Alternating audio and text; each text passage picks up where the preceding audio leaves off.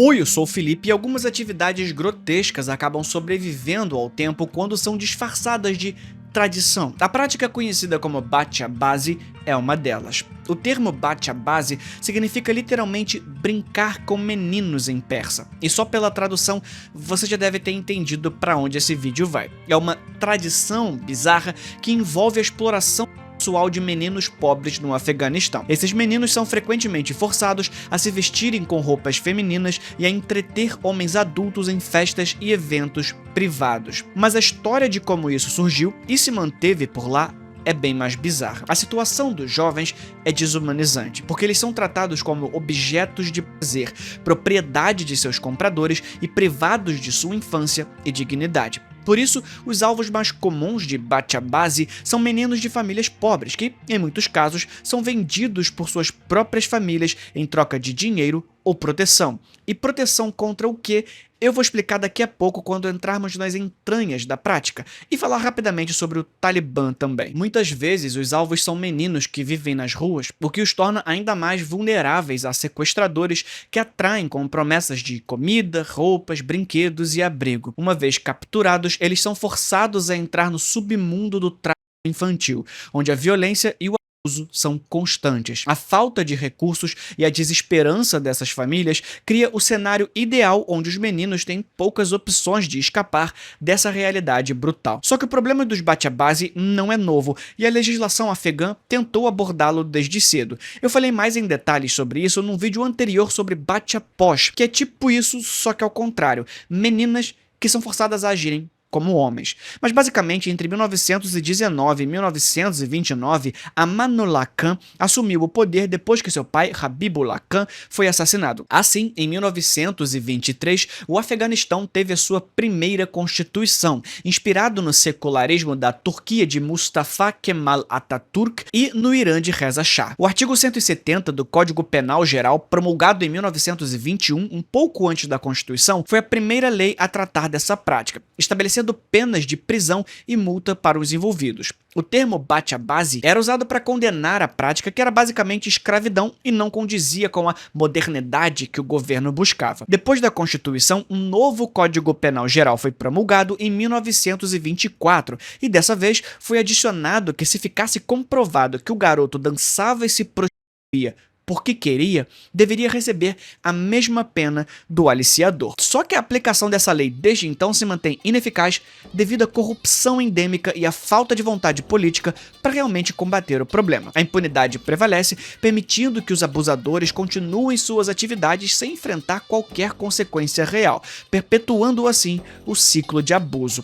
Mesmo que um grupo como o Talibã tenha controlado a área. Mas como eu disse, a gente já chega lá. O documentário The Dancing Boys of Afghanistan, lançado em 2010 e que aliás tem completo aqui no YouTube, mas com legendas em inglês, expõe de maneira chocante a realidade dos bate-a-base. Eu recomendo muito para quem quiser ver com os próprios olhos a realidade por trás dessa insanidade, até porque foi uma das fontes principais desse vídeo. O filme segue um jornalista que se infiltra no submundo do tráfico infantil e descobre a extensão perturbadora dessa prática. Apenas caminhando pelo centro de Cabul, vários vendedores de DVD fingem que não sabem do que ele está falando quando vem a câmera e alguns até se irritam, mas no fim, em apenas 20 minutos, o jornalista consegue adquirir 20 DVDs com cenas explícitas de bate-a-base. Mesmo com a proibição formal, os vendedores tratam a situação com naturalidade, alegando que a polícia não interfere. Um dos recrutadores de menininhos se chama Dastagar, e ele revela que a prática de bate-a-base começou durante a guerra contra os russos.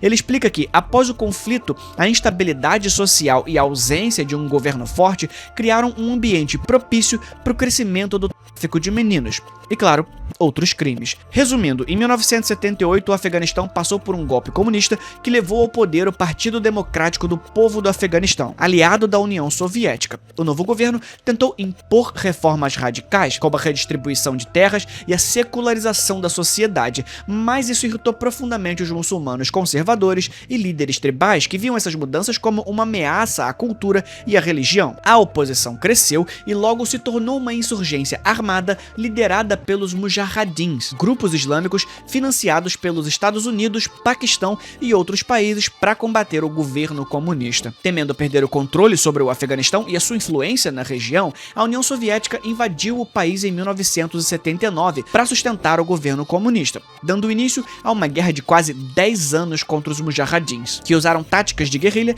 e receberam armamentos avançados, como os mísseis Stinger dos Estados Unidos. Obviamente, o conflito devastou o país, levou à retirada soviética em 1989 e deixou um vácuo de poder que mais tarde ajudaria na ascensão do Talibã. E esse grupo islâmico vai ser muito importante para entender sobre os Batiabasi no Afeganistão atual, porque a destruição do Afeganistão ajudou a dar ainda mais poder a alguns senhores da guerra, líderes de milícias armadas que usam da violência para se colocar acima da lei. Um dos caras que se deu bem com a destruição ao redor foi o próprio Dastagar. Apesar de não ser um senhor da guerra, ele é bem próximo de vários. Com suas conexões políticas e influência, conseguiu estabelecer uma rede robusta para recrutar e explorar esses meninos. Dastagar não apenas recrutava meninos para os Batiabasi, e dessa vez é Batiabasi sem o i, como são chamados os homens que essas crianças, mas também tinha conchavos com a polícia local, garantindo que suas atividades permanecessem fora do alcance da lei. Na frente das câmeras,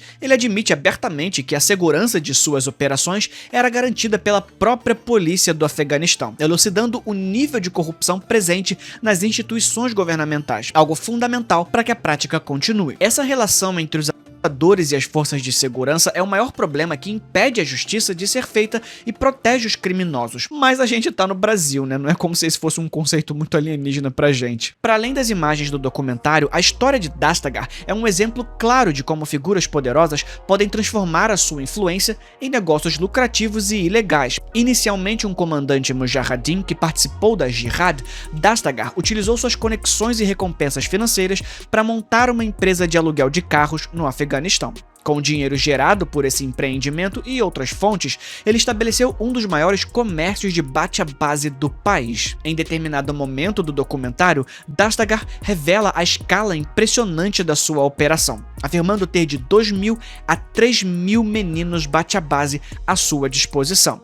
Para atrair as crianças, Dastagar utilizava também de estratégias aparentemente inocentes, como uma loja de pipas no centro da cidade. O negócio servia como fachada para o recrutamento de meninos, oferecendo um meio aparentemente legítimo de capturar e enganar os jovens, oferecendo todo tipo de vantagem e promessas de um futuro promissor, tanto para os meninos quanto para as famílias. A loja de pipas se tornou um ponto de encontro para abusadores e recrutadores, facilitando a entrada das crianças no sistema de Batiabasi. Em um dos episódios chocantes do documentário, um casamento local apresenta meninos Batiabasi alugados para entreter os convidados. Entre os presentes estão o chefe do departamento de polícia e outras autoridades que, em vez de investigar a prática, preferiram participar da festa, como se nada estivesse acontecendo. Então, se a polícia e o sistema não faz nada, a população acaba recorrendo para outras formas de justiça. Para muitos, a culpa da normalização disso é da modernidade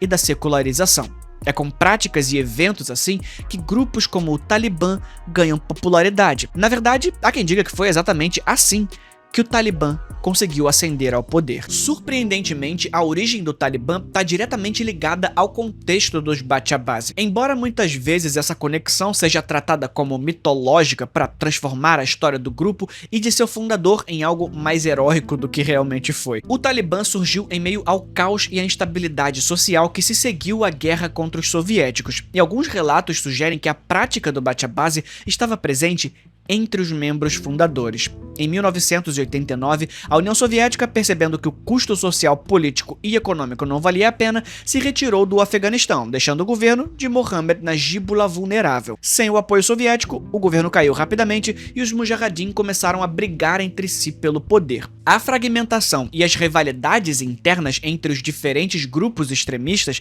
levaram a um período de guerra civil intensa, onde a violência e a instabilidade social só aumentavam. Esse caos abriu espaço para líderes carismáticos como Mullah Mohammed Omar emergirem e consolidarem poder, estabelecendo as bases para a formação do Talibã. Supostamente, em 1994, Mullah Mohammed Omar, um clérigo estudante, afinal, Talibã significa literalmente estudantes, liderou um grupo de 30 homens para libertar 2 meninas que foram estupradas e amarradas em um tanque de guerra, um ato que galvanizou a sua liderança e compromisso com a justiça islâmica. Mas há uma versão que diz que o momento em que ele definiu que precisava mesmo controlar o Afeganistão para colocar as coisas no lugar foi quando 2 mujahideen brigaram para decidir quem teria o direito de um bate-a-base. Esses eventos, junto com outras situações de enfrentamento à violência e abuso, levaram Omar a concluir que o Talibã deveria governar o Afeganistão